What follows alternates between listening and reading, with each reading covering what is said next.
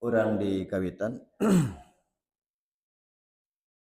Innal hamdalillah nahmaduhu wa nasta'inuhu wa nastaghfiruh wa na'udzu billahi min syururi anfusina wa min sayyiati a'malina. May yahdihillahu fala mudhillalah wa may yudlil fala hadiyalah. Wa asyhadu an la ilaha illallah wahdahu la syarikalah wa asyhadu anna Muhammadar Rasulullah alladzi la nabiyya ba'da amma ba'd. Faqala Allah Ta'ala fil Qur'anil Karim, A'udzu billahi minasy syaithanir rajim. Wa ati'u Allah war rasul al-ayah. Wa qala Rasulullah sallallahu alaihi wasallam as-salawatil khams illa an tatawwa'a syai'a al-hadis. Hadirin ya khotiman, Bapak-bapak, Ibu-ibu serta para mujahid ilmu generasi baru, terkhusus para sesepuh dan ketua beserta jajaran qayyim dan jamaah Masjid Nurul Hikmah yang tetap setia dan punya semangat sepenuh jiwa dalam upaya menggapai derajat mulia di hadapan Zat Maha Kuasa melalui berbagai amal utama thalabul ilmi dan syiar agama di antaranya. Alhamdulillah atas kudrah, iradah serta inayah Allah Subhanahu wa taala kita dapat kembali bersua dalam kajian berkala Masjid Nurul Hikmah edisi tutup buku jelang berakhir tahun 2025 dan memasuki bulan Rajab tahun 1447 Hijriah yang tiba di hadapan kita setelah terjeda sejenak masa di bulan lalu karena pengkondisian ikhtiar sehat ibu negara. Sang istri pasca dipasang ring di jantung dan sekaligus tawassul doa untuk kesehatan dan ikhtiar sehat berkelanjutan. Bapak Ibu yang dirahmati Allah, materi kajian edisi tutup buku merespon pertanyaan berkenaan dengan sholat sunat selain rawatib, khususnya di bulan Rajab. Mengingat bulan Rajab diyakini oleh sebagian kalangan memiliki keutamaan atau fadilah sehingga mesti dilakukan berbagai ritual sholat di antaranya. Nah, maka untuk menjawab pertanyaan itu perlu ditegaskan kembali kategori sholat tatawwu atau sholat sunat. Dilihat dari kebiasaan dilakukan atau mudawamah sholat tatawwu, ada yang dilihat dari aspek keterikatan dengan waktu sholat wajib, maka terbagi menjadi rawatib dan non-rawatib.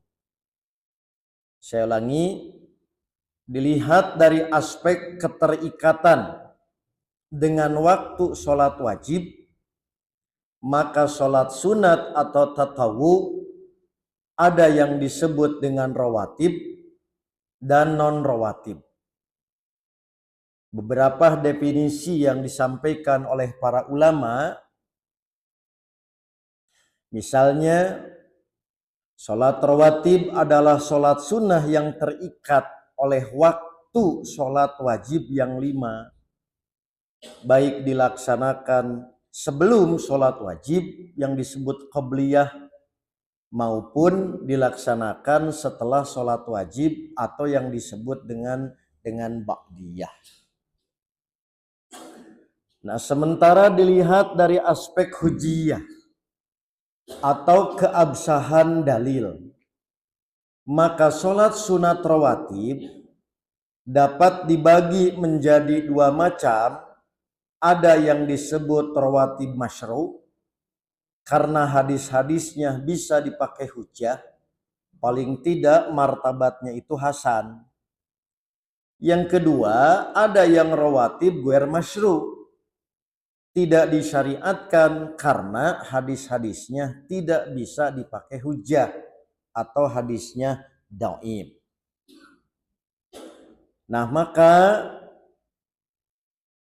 begitu juga dengan yang non rawatib, dilihat dari keabsahan dalil, ada yang non rawatib masyru', ada yang non rawatib bid'ah gitu.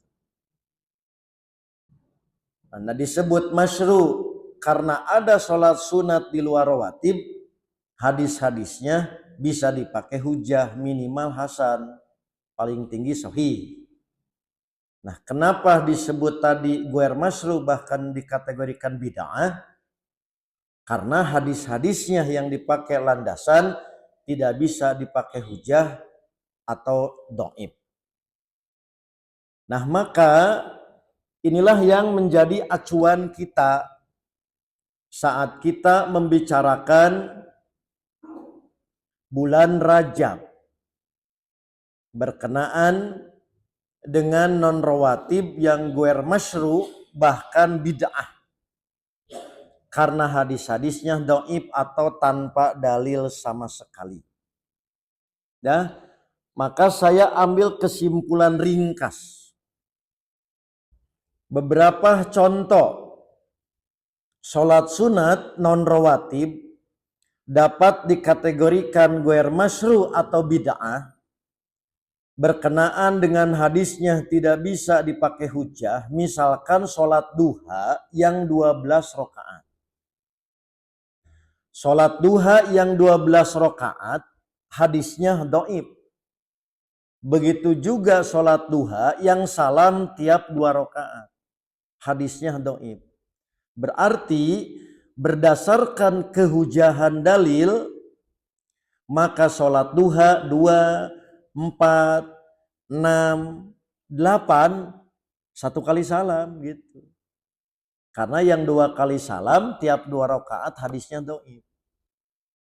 Nah, begitu juga yang jumlah rakaat 12. Itu contoh yang ghair masyru' karena hadisnya dhaif. Kemudian sholat akhir Zulhijjah dan awal bulan Muharram. Ada yang 12 rakaat, ada yang 10 rakaat. Maka tiap rakaat membaca surat Al-Fatihah, 10 kali ayat kursi dan surat Al-Ikhlas. Setelah salam, berdoa dengan mengangkat tangan dengan doa memohon ampunan bagi diri sendiri, orang tua dan kaum muslimin. Nah, maka pelaksanaan adanya sholat akhir Zulhijjah dan awal Muharram secara khusus itu sama sekali tidak berdalil. Mengapa oleh para ulama dikategorikan sebagai sholat bid'ah. Begitu juga yang berkenaan dengan sholat Rajab. Pertama, misalkan malam pertama bulan Rajab, malam Jumat dan Jumat pertama serta pertengahan tanggal dan 27 Rajab. Ini juga sama, ada yang 12 rakaat, ada yang 10 rakaat. Bedanya dengan tadi sholat akhir Zulhijjah dan awal Muharram, setelah baca Fatihah, untuk sholat Rajab itu baca ayat kursinya 3 kali. Ada pula yang tadi menyebutkan setelah surat Al-Fatihah membaca surat Al-Zalzalah 3 kali dan Al-Ikhlas 12 kali. Setelah salam bersolawat pada Nabi. Tapi ini pun tanpa dalil. Tidak ada dalilnya. Istilah para ulama itulah aslalahu. Tidak ada basisnya, tidak ada sumber riwayatnya. Kemudian juga contoh lain, sholat yang non rawatib kategori ghair masyru' atau bisa bid'ah seperti sholat bulan Sya'ban. Yaitu sholat hari pertama, sholat malam pertengahan, dan tanggal 27 Sya'ban. Ada yang menyebut 2 rakaat, 4 rakaat, 10 rakaat hingga 100 rakaat. Di tiap rokaat membaca Fatihah disambung dengan 100 kali ayat kursi, 10 sampai 100 kali surat Al-Ikhlas. Setelah salam membaca zikir tertentu 100 kali, sayang ini pun tanpa dalil. Contoh lain sholat Ramadan, yaitu menghususkan sholat di malam pertama, lalu di hari ke-10, kemudian di pertengahan Ramadan, di hari ke-20 Lailatul Qadar dan akhir Ramadan. Khusus gitu Pak, sholat nanti di bulan Ramadan teh gitu. Maka ada yang menyebut 2 rakaat, paket 4 rakaat, paket 12 rakaat. Maka setiap kali rakaat membaca Fatihah dan surat Al-Fat. Selesai salam membaca surat Al-Zalzalah 10 kali dan bersolawat pada Nabi sebanyak 10 kali. Sayang itu pun tanpa dalil. Kemudian sholat liqodo'ain. Liqododain itu sholat untuk bayar hutang.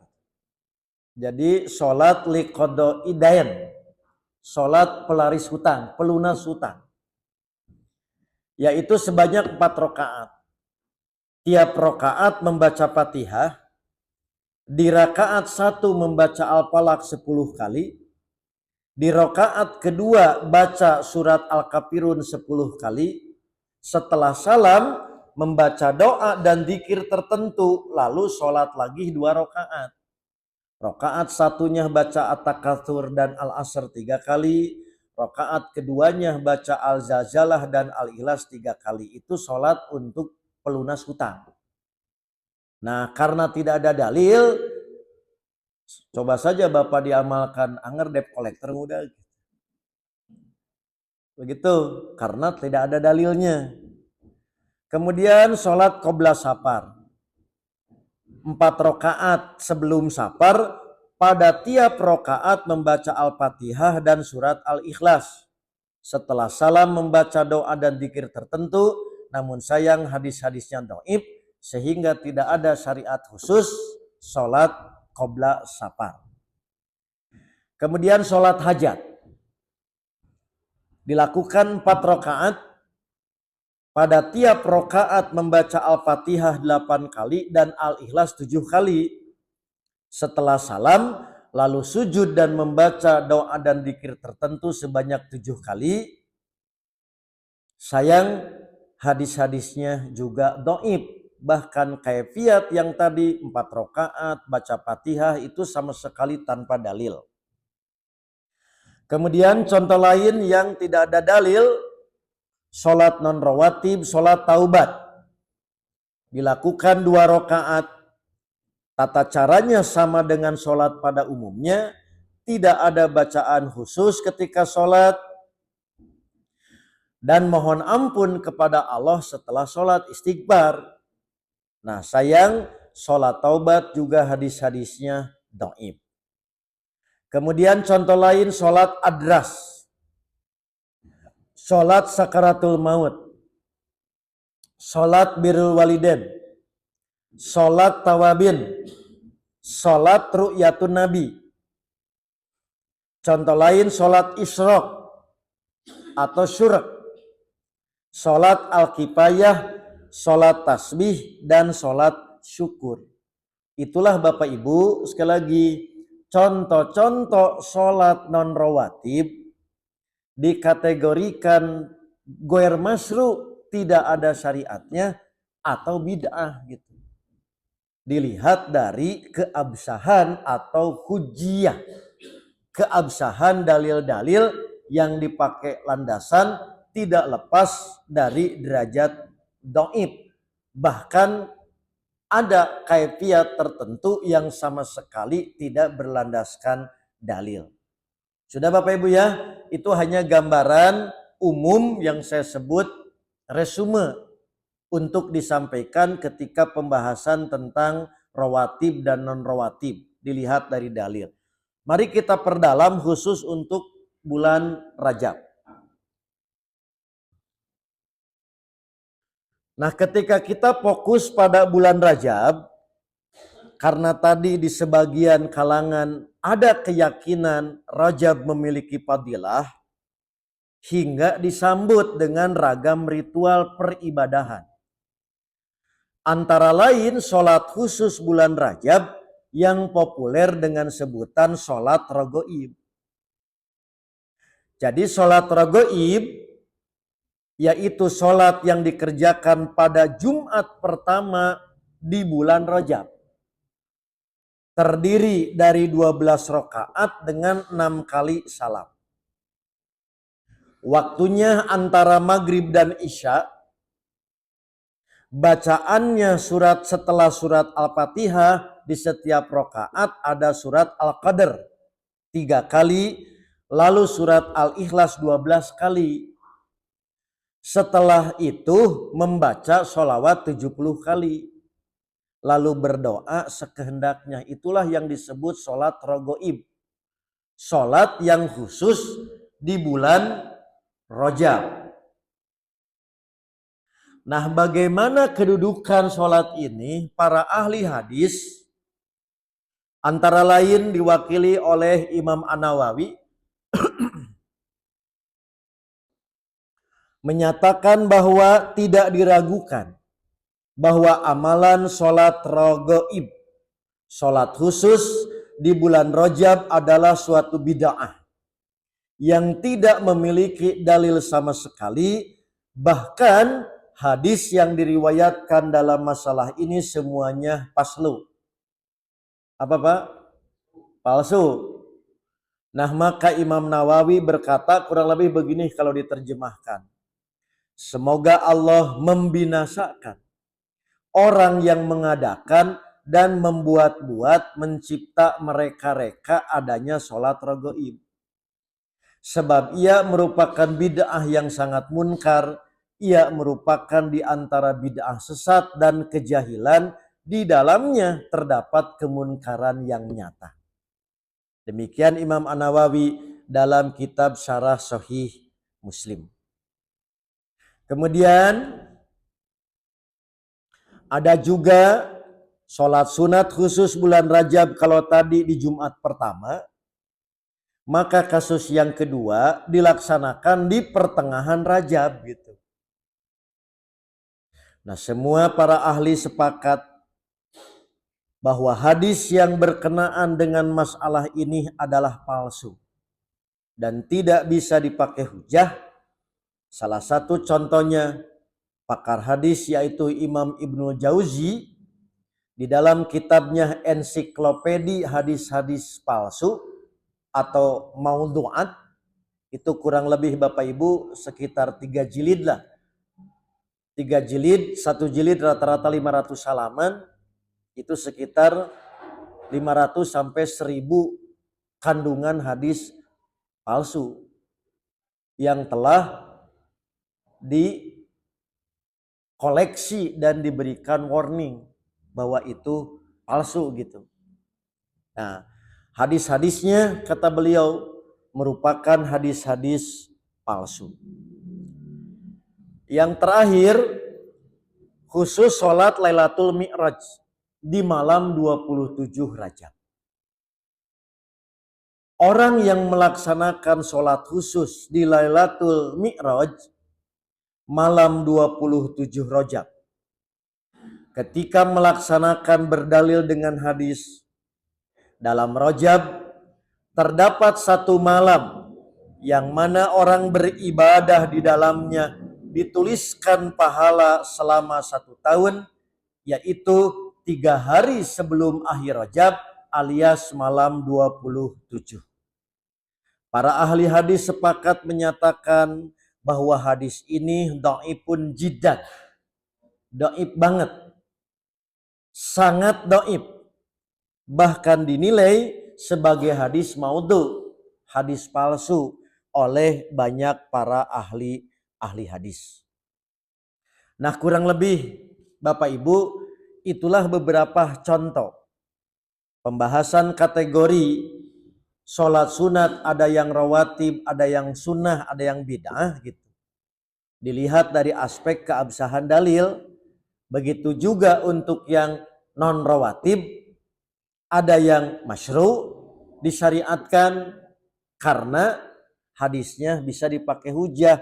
Ada yang non rawatib guer masyru' alias bid'ah, dilihat dari sisi keabsahan dalil yang dipakai sebagai landasan. Nah, sampai hari ini karena orang suka gali suka jadi mah para linter karena hadis. Nah, khusus untuk bulan Rajab kami belum pernah menemukan ada satupun hadis sholat khusus di bulan Rajab yang hadisnya itu minimal hasan. Para ahli hadis semua sepakat hadisnya itu doib, bahkan ada yang palsu atau sama sekali tidak ada landasan dalil. Jadi murni kreasi gitu. Ya, tapi sekali lagi tidak menutup kemungkinan Bapak Ibu baik yang hadir di sini maupun yang mengikuti kajian di rumah mungkin pernah menemukan yang tidak pernah ditemukan oleh Amin Muhtar atau terlewat. Nah, barangkali saya berbahagia sehingga sekiranya temuan-temuan dari Bapak Ibu nanti dititipkan di PADKM untuk nanti disampaikan kepada kami. Andai kata pun sekarang ketemu on the spot, sekarang saja disampaikan, mari kita juga periksa, kita riset secara langsung sekiranya ada yang luput dari penelitian atau perhatian kami. Saya kira demikian sebagai pengantar, mudah-mudahan menjadikan kita semakin sikap punya ilmu atas dasar membangun keyakinan untuk padilah satu waktu atau bulan tertentu dalam pandangan syariat.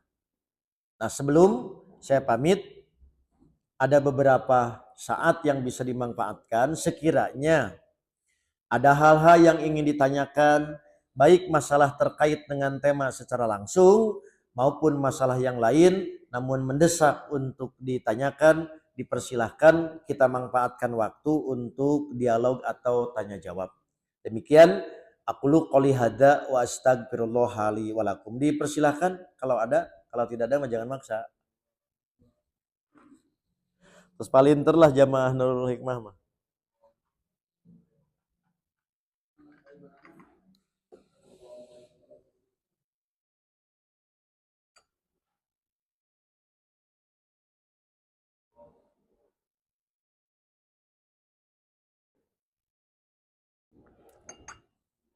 Ya, sebutkan nama, domisili dan hobi.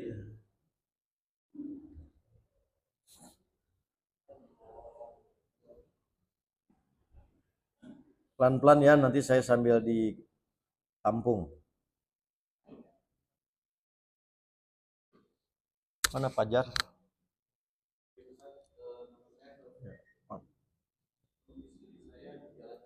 Siap. Op.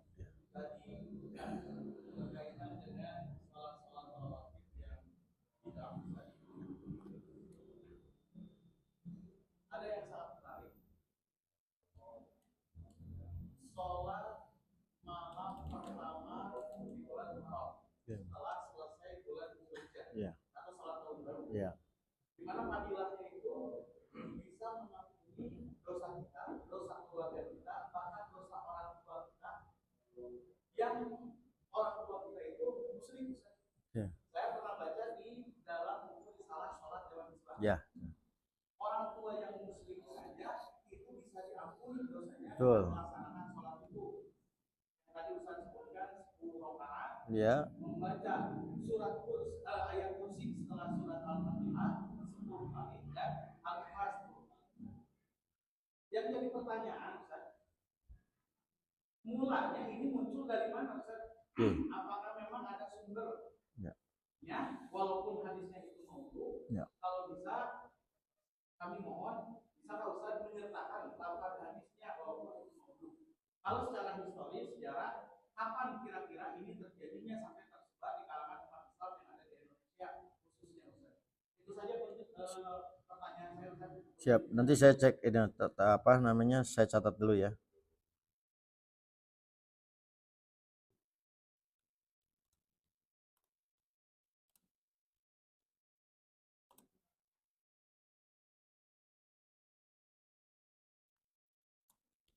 Akhir Zulhijjah, awal Muharram ya. Zulhijjah dan awal Muharram.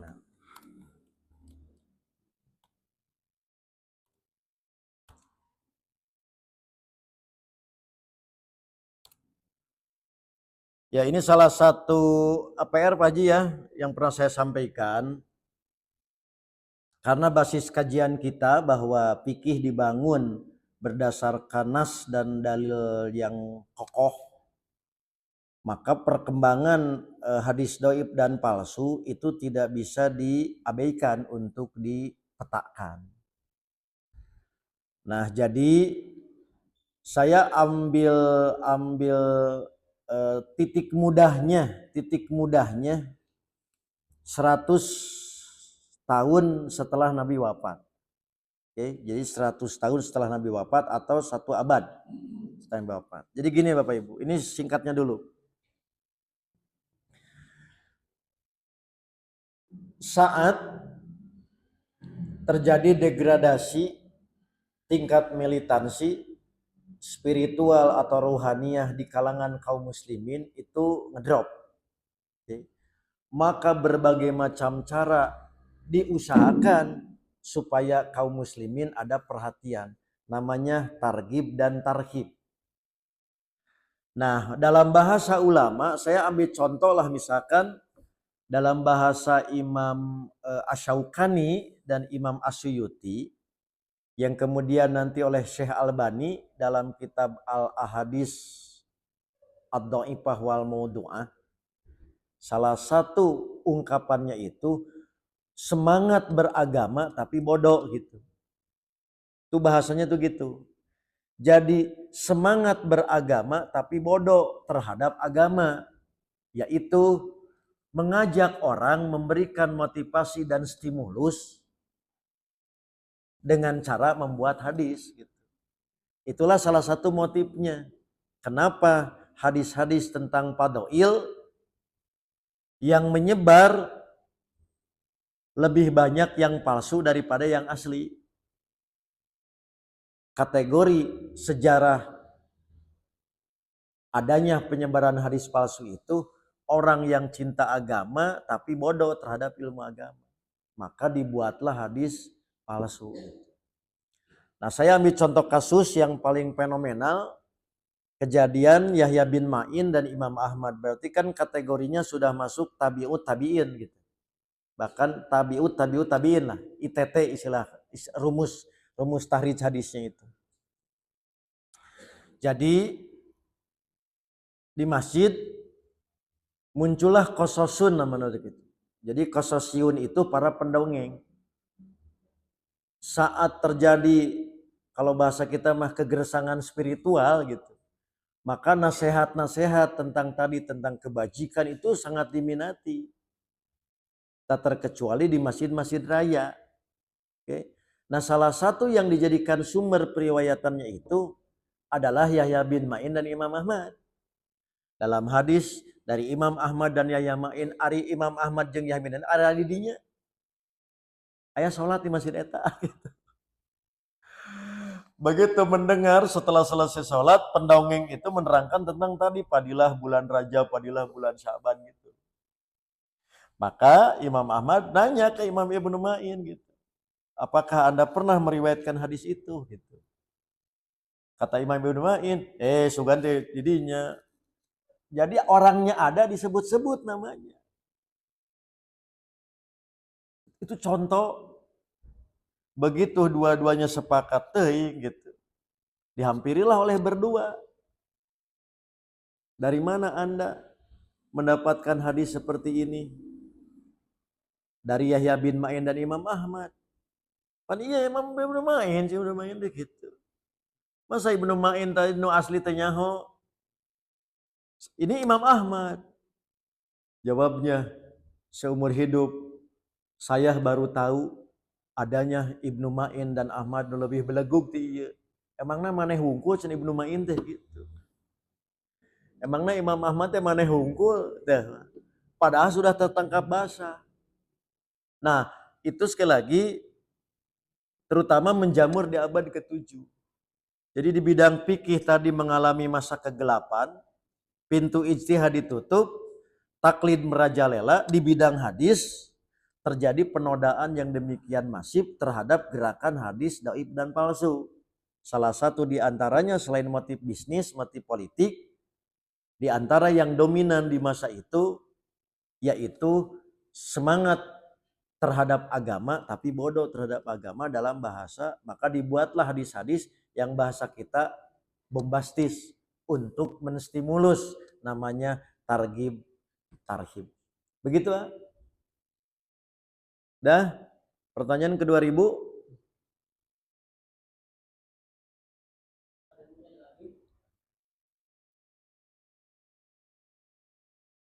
Tuh terus palinter Pak Haji zaman ulik mah.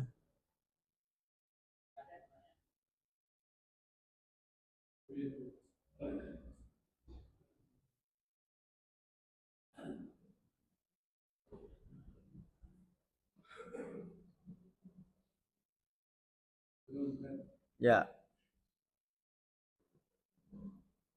Aya hal yang perlu yang lebih non-marginal kan penjelasan mengenai hadis-hadis palsu sudah bukan sekali dua kali. Tapi malah saya orang-orang biasa ada kan pesantren. Ya. Memelihara.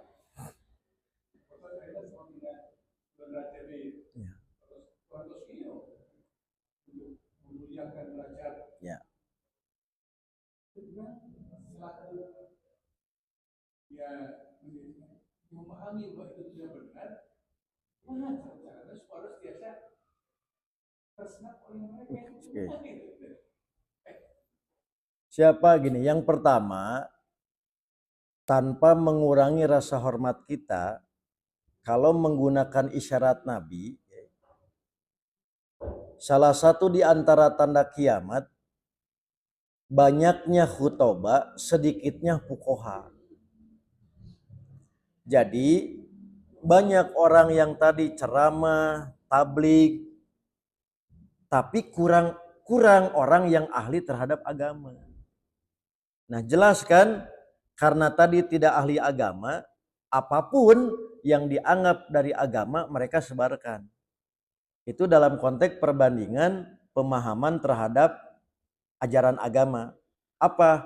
Ahli fikih akan semakin sedikit. Para mubalik, para da'i itu banyak. Kesimpulannya, khatib, mubalik, da'i bukan ukuran keilmuan Islam. Apalagi bab hadis. Jadi, kan gini Pak, mohon maaf nih, memulai streaming, saya akan tegas. Setiap ada doktor berbicara tentang agama, membicarakan hadis, padahal doktornya itu belum tentu hadis. Misalkan dokternya tafsir lah gitu. Kan tidak berwenang dia membicarakan hadis. Ngambil profesornya bahasa Arab. Karena profesor doktor, dia masuk di wilayah yang bukan otoritasnya. Membicarakan hadis. Nah itulah yang diisyaratkan oleh Al-Hafidh Ibnu Hajar atau di abad modern oleh Dr. Nuruddin Iter dalam kitabnya Manhajun Naqd fi Ulumul Hadis. Dulu penyebaran hadis dhaif dan palsu begitu kencang, bisa terkejar karena para ahlinya banyak. Kalau bahasa kita mah Pak, diburu si hadis itu kan, dicangcang, disegel. Selesai, makanya di pasihan label, ini hadis dhaif, ini hadis palsu. Nah saat terjadi degradasi, ahlinya semakin banyak yang wafat, orang berpikir dhaif hadis, mulailah sedikit-sedikit diambil, nyebar deui. Nah jadi sudah masuk kotak hitam, tadi kan abad 10, abad 7, puncak penyebaran hadis dhaif dan palsu. Abad 10 berhasil dilakukan tadi pemburuan hadis dhaif dan palsu, sudah masuk dalam kotak, mulai ahli kurang, orang kemudian menyebarkan kembali. Contoh yang sederhana Pak, apa? Utlubul ilma minal mahdi ilalahdi. Coba Bapak tanya kepada ustadz yang menyebut itu hadis, coba tanya. Saya yakin semua nggak akan bisa menjawab sumbernya dari mana. Padahal sudah tahu tidak ada sumbernya, masih mengatakan Nabi bersabda. Itu contoh Pak. Jadi bahasa saya kalau rojab itu masih mending karena musiman. Ipen. Ini mah yang sehari-hari utlubul ilmu walau bisin. Carilah ilmu walaupun sampai negeri Cina. Populer Nabi bersabda. Tapi kalau ditanya dari mana Nabi bersabda, pasti semua nggak akan tahu. Tapi kenapa? Nah itulah penyebab kenapa banyak hadis yang dhaif dan palsu banyak menyebar karena kekurangan ahli. Hari ini ahli hadis itu manusia langka yang harus dilindungi undang-undang Pak gitu. Nah ya. Nah yang kedua, orang memandang sudah tidak lagi urusan eta bukan dari Nabi atau tidak hadis dhaif dan atau tidak dhaif karena bagus gitu Pak. Gitu. Masa Nabi salah? Pan bagus hadisnya gitu. Kalau bagus mustahil Nabi menyatakan tidak menyatakan. Padahal Nabi sudah mewanti-wanti kan 1400 tahun yang lalu, man kadzaba alayya muta'ammidan falyatabawa maq'adahu minan nar. Barang siapa yang berdusta atas namaku secara sengaja maka siap-siaplah ngambil tiket tempat duduknya di neraka. Itu teh jauh sebelum kejadian Nabi sudah mewanti-wanti. Yang kita sebut Nabi itu visioner, isyarat akan kejadian. Sudah ya? Nah terakhir bagaimana mengingatkan? Dan tidak mudah Pak mengingatkan. Oke? Masih ingat kata-kata saya? Jangan mengingatkan orang yang bermaksiat saat dia betah bermaksiat. Orang nikmat dina urusan bid'ah nyangkanya sunnah Pak. Salah nu ngabejaan. Karena sedang nikmat. Nah oleh karena itu kita tidak akan menyatakan bahwa itu bukan hadis Nabi kecuali setelah mereka terbuka. Bahasa orang suka jadi mah kritis. Nah sikap kritis inilah tumpul hari ini. Sehingga segala diam lamun menu teh mah gitu. Itulah yang membedakan generasi 3 generasi, mereka tuh kritis. Gitu Pak. Jadi sekali lagi cek urang mah bid'ah. Oke, mereka merasa sunnah. Nah, saat nyaman dengan sesuatu bid'ah itu tidak mungkin untuk diingatkan. Makanya jangan dicarek nalika keur ngarasa enak gitu. Jika orang minum nih, ini bukan berarti yang bid'ah tadi seperti orang nu mabok, tapi saat orang sedang mabok kurang dicarek, salah nu nyarek gitu, sedang nikmat. Gitu. Nah itulah pentingnya kita tidak pernah mengenal musim mengingatkan Pak gitu. Jadi ke bulan Rajab terangkan Rajab teh bid'ah nggak cukup. Bahwa bulan apapun ini diingatkan, itulah yang dilakukan oleh ulama konsisten. Dikumpulkan hadis secara umum, daraib, khusus tadi Rajab, Sya'ban, jadi terkenal musim mengingatkannya. Itu diantara cara-cara yang dilakukan oleh para ulama berabad-abad. Cacakan ku ahli gitu Pak. Panorama teh ahli hadis, ahli hadas orang. Udah ya. Nah, saya ambil contoh kasus terakhir waktu saya di Indramayu. Sama seperti ini kan saya terangkan. Pasti balik menanya, hafid mana Ustaz Amin dengan Imam Syafi'i gitu. Oh salah nu ngabanding gitu. Dan seperti itu akhirnya gitu. Nah itulah kesabaran, konsistensi kita untuk mengingatkan atas dasar kasih sayang itu harus terus berkelanjutan. Gitu Pak Haji? Siap. Terakhir asli karena hujan jua yang memisahkan kita. Sudah? Nah, oke Pak Haji silakan.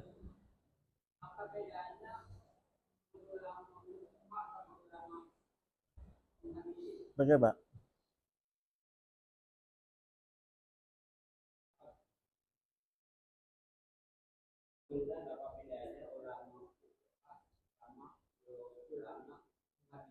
Oke, gini Pak. Jadi kategori ini saya ambilnya dalam pendekatan disiplin ilmu gitu. Disiplin ilmu. Tidak ada dalam sejarah Islam ahli hadis bukan faqih.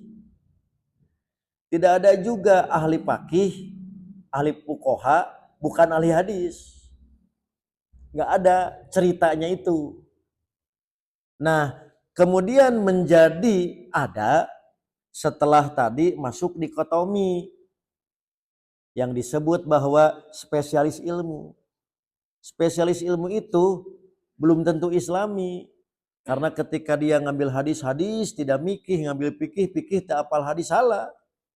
Seperti ahli tafsir, seorang ahli tafsir pasti ahli hadis. Karena dia harus mengambil riwayat.